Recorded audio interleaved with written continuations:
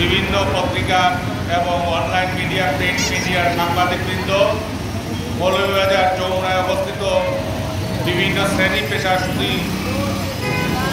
সুধীমণ্ডলী, সবাইকে সংগ্রামী শুভেচ্ছা জানাচ্ছি। আমরা আজকে এখানে বাধ্য হয়ে মানববন্ধনের কর্মসূচি নিতে হয়েছে, কারণ রাষ্ট্রের চতুর্থ স্তম্ভ হচ্ছে সাংবাদিক।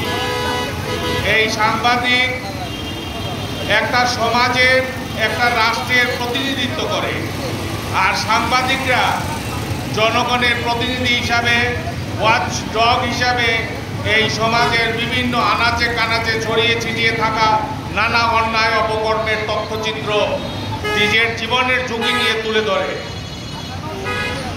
আমি মনে করি একজন পার্লামেন্ট মেম্বার বড়জোর 3 লাখ বা 4 লাখ জনগণের প্রতিনিধি হলে একজন সংবাদকর্মী, একজন সাংবাদিক লক্ষ লক্ষ জনগণের প্রতিনিধি হিসাবে কাজ করে।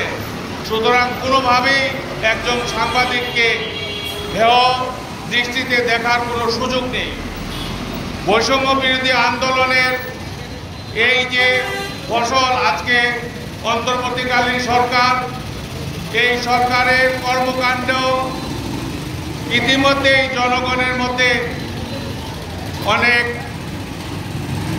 শুভ সূচনার যেভাবে সৃষ্টি হয়েছে, সেভাবে নেগেটিভ অ্যাটিটিউডের সৃষ্টি হয়েছে।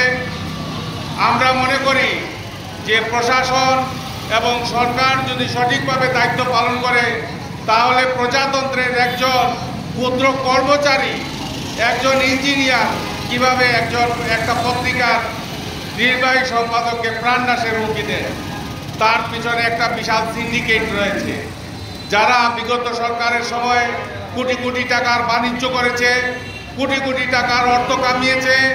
তাদের এক বিশাল বাহিনী সিন্ডিকেট গড়ে উঠেছে।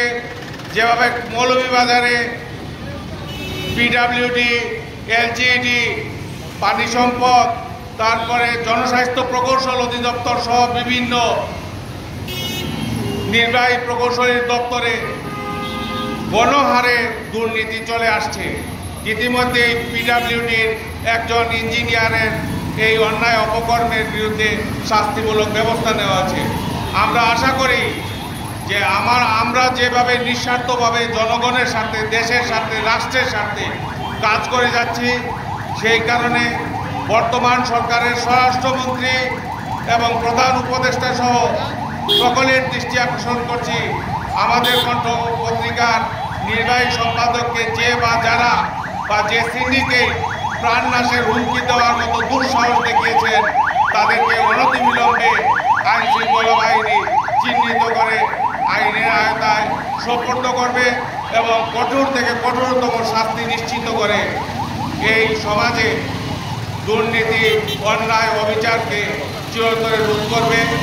সাংবাদিকরা যাতে দর্পণ হিসেবে কাজ করবে সেই প্রত্যাশা ব্যক্ত করে এবং আজকের এই পথসভার মাধ্যমে আমাদের দাবি সরকারের সংশ্লিষ্ট মহলের দৃষ্টিগোচর হোক, এই প্রত্যাশা ব্যক্ত করে উপস্থিত সবাইকে আবারও শুভেচ্ছা জানিয়ে আমি আমার